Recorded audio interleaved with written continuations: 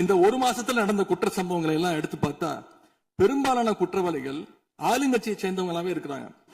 இவங்க ஆட்சிக்கு வந்து தொகுதி தொகுதியா போய் தொகுதி வாரியா போய் நலத்திட்ட உதவிகள்லாம் செய்வாங்கன்னு பார்த்தா அவங்க கட்சிக்காரங்க தொகுதி வாரியா போய் பாலியல் வன்கொடுமையில ஈடுபட்டு இருக்காங்க.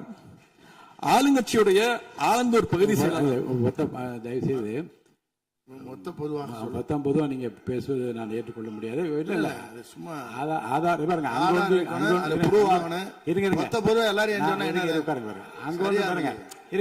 உட்காருங்க.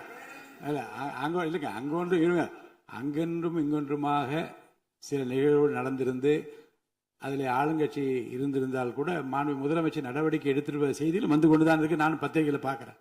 ஆனால் வந்து குறிப்பிட்டு இந்த இடத்தில் இந்த கட்சிக்காரர் என்று நீங்கள் பெயர் குறிப்பிட்டு பேசினா அதை ஏற்றுக்கொள்வதை எனக்கு ஆட்சேபனை இல்லை. பொதுவாக பேசுவதை தவிர்க்க வேண்டுகிறேன். அவை குறிப்பிட்டு அது மட்டும் நீக்கப்படுகிறது. ஆளுங்கட்சியுடைய ஆலந்தூர் பகுதி செயலாளர் பேர் குறிப்பிட்டு சொல்றேன். கணவரால் கைவிடப்பட்ட ஒரு பெண்ணுக்கு ஆலந்தூர் பகுதி செயலாளர் கணவரால் கைவிடப்பட்ட ஒரு பெண்ணுக்கு பண உதவி செய்யறேன்னு சொல்லி அவங்க பாலியல் ரீதியா துன்புறுத்த முயற்சி பண்ணிருக்கிறார்.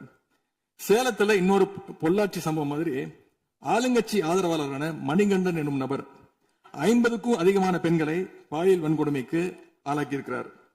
திருவாரூர்ல ஆளுங்கட்சியுடைய திருத்துறைப்பூண்டி ஒன்றிய செயலாளர் கல்லூரி மாணவியை ஈவ்டீசிங் பண்ணி இப்ப கம்பி எண்ணிட்டு இருக்கிறார்.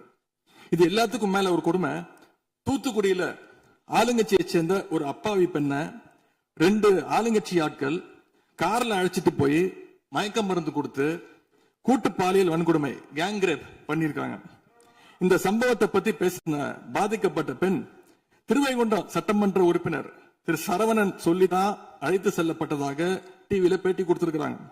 எல்லா மேலிடத்துக்கு தெரியும் அப்படின்னு பாதிக்கப்பட்ட பெண் பேட்டி கொடுத்திருக்கிறாங்க. யார் அந்த மேலிடம் அப்படின்னு இன்னைக்கு மக்கள் கேட்க ஆரம்பிச்சிருக்கிறாங்க. தனக்கு நேர்ந்த கொடுமையை ஆளுங்கட்சியினுடைய அமைச்சர்கள் 2ஆம் கட்ட 3ஆம் கட்ட தலைவர்கள் கிட்ட சொன்னதாகவும் பாதிக்கப்பட்ட பெண் இன்னைக்கு சொல்லியிருக்கிறாங்க. ஆனா நடந்தது என்ன?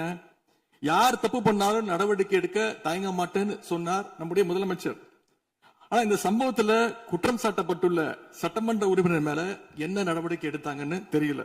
அதுக்கு மாறா பாதிக்கப்பட்ட பெண்ணை கட்சியிலிருந்து நீக்கி இருக்கீங்க. இதுக்கு பேர் தான் மாற்றமா?